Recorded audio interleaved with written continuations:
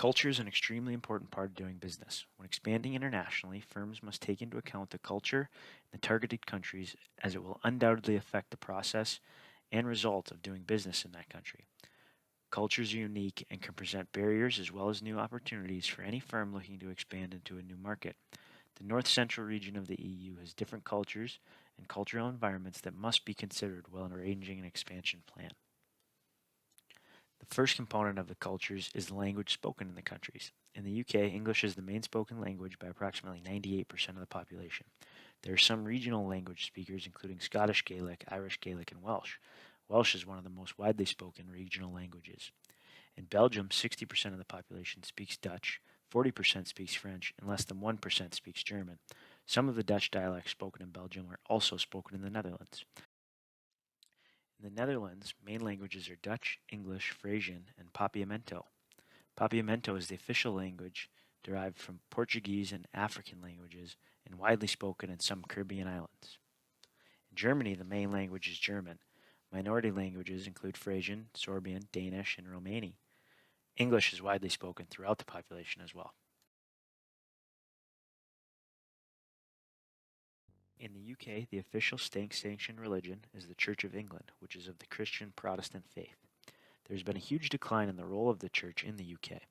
It is estimated that a third of the population have no religious connection. 30% affiliate to the Church of England, 10% identify as Roman Catholic. Those who affiliate with the Christian religion outside of Protestantism and Catholicism accept other Protestant denominations like Presbyterian, Baptist, and Methodist. In Belgium, 50% of the population identifies as Roman Catholic, 5% as Muslim, 2.5% as Protestant or another form of Christianity. There are also some Jewish and some Buddhist. 9.2% of the population identifies as atheists, and 32.6% identify with no religion. The religion of Islam has been increasing within the country. In the Netherlands, 28% of the population identifies as Roman Catholic, 19% identifies as Protestant, and 11% identifies with some other religion. The Netherlands is one of the most unreligious countries in the world, with nearly half the population not identifying with any religion.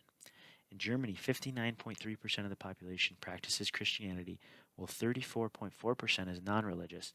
5.5% of the population practices the religion of Islam, but irreligion in Germany is more prevalent in the eastern regions rather than the western parts of the country.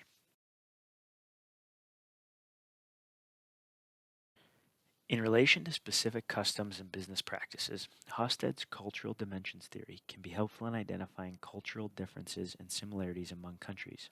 This theory is a framework for cross-cultural communication.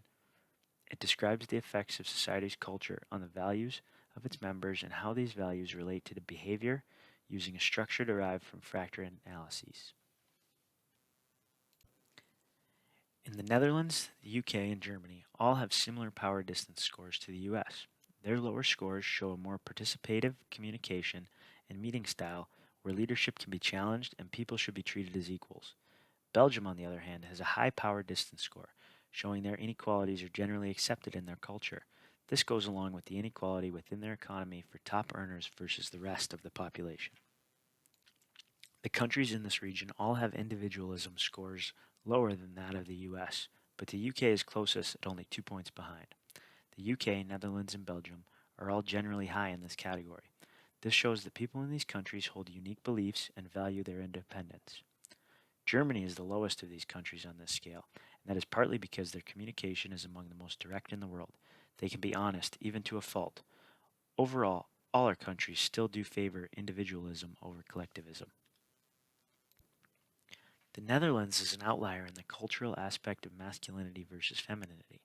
It is the only society in this region that is far more feminine. They put a major emphasis on work-life balance and supportive decision-making. The UK, Germany, and Belgium are all closer to the US in terms of masculine societies that favor achievement and results-driven orientations. Performance is highly valued in these cultures. Belgium is a severe outlier in the area of uncertainty avoidance. Belgians do not like uncertainty. Management structure, rules, and security are openly invited. Germany and the Netherlands also tend to avoid uncertainty, but not nearly to the extent of the Belgians. The US and the UK are much happier to wake up not knowing what the day brings and embrace new ideas and innovation. They are much more tolerant of new ideas or opinions. Americans are not pragmatic. They measure their performance on a short-term basis. This is not true for Germany, Belgium, and the Netherlands. These countries take a much longer-term approach in their cultures.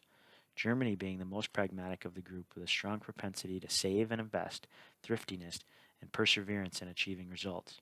The UK sits right in the middle with it difficult to even differentiate a preference for short or long-term orientation in their culture.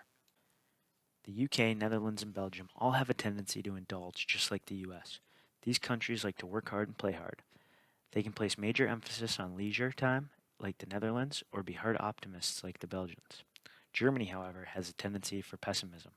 They place the emphasis on controlling the gratification of their desires.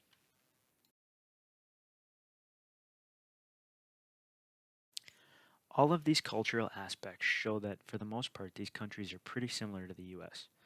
That is why they have served as tremendous areas for expansion for US firms in the past and will continue to do so in the foreseeable future. This data provides context for the international marketer to be able to make small tweaks to an entry strategy for each country. For example, a marketer might add an ad campaign in the Netherlands to appeal more to their feminine nature of their culture. A firm may change a presentation to include more long-term forecasting or future outlooks to appeal to the long-term orientation of the Germans. Or a luxury brand may target the indulgent markets of the UK and Belgium instead of trying to enter the pessimistic environment of Germany.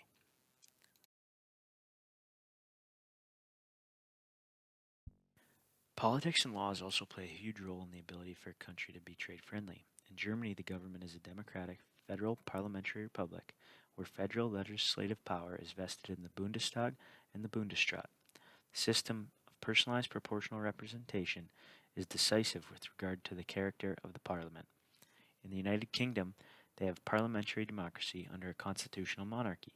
The UK Parliament is in London at the heart of the political system in Britain and is the legislative body for the UK and British overseas territories. In the Netherlands, they have a constitutional monarchy that began as a republic in the 16th century. Head of state is King Wilhelm Alexander, and the PM is Mark Rutte. Belgium became independent after gaining its sovereignty from the Netherlands. It is a federal parliamentary democracy under a constitutional monarchy. In December 2018, the government collapsed after Prime Minister Michel resigned from losing the confidence of the majority for signing a migration pact.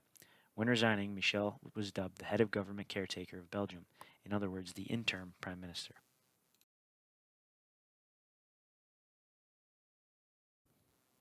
Germany is one of America's closest and strongest allies in Europe. The U.S.-German Treaty of Friendship, Commerce, and Navigation affords U.S. investors national treatment and provides for the free movement of capital between the U.S. and Germany. The U.S. and UK share the longest bilateral foreign direct investment partnership. British foreign policy emphasized close coordination with the United States. Bilateral cooperation reflects the common language, ideals, and democratic practices of the two nations. The UK and US continually consult on foreign policy issues and global problems. U.S. companies setting up business in the Netherlands will, however, encounter a complex business culture in which companies, trade unions, government bodies, and industry associations engage in constant, loose consultations. Dutch government sees political advantages in buying European, especially when all other criteria are equal in bid competition. Local representation is essential for U.S. companies who hope to win major government contracts. A joint venture with a Dutch or European partner will improve a U.S. company's competitive position. Many North American companies have chosen to set up shop in Amsterdam and its surrounding areas due to the fantastic work-life balance, history, and unparalleled infrastructure, attracting highly skilled migrants from all over the U.S. Belgium seeks to diversify and expand trade opportunities with non-EU countries. The country welcomed hundreds of U.S. firms to its territory, many of which Belgium hosts their European headquarters. U.S. companies are heavily represented in investments in the chemical sector, automotive assembly, petroleum refining, and pharmaceutical sectors. A number of U.S. service industries have followed in the wake of these investments, like banks, law firms, public relations, accounting firms, and executive search firms. Belgium participates in the Visa Waiver Program, which allows nationals of participating countries to travel to the U.S. for certain business or tourism purposes, stays of 90 days or less without obtaining a visa. All four countries are in the same international organizations as the U.S., including the UN, NATO, IMF, the World Bank, the WTO, and the OAS.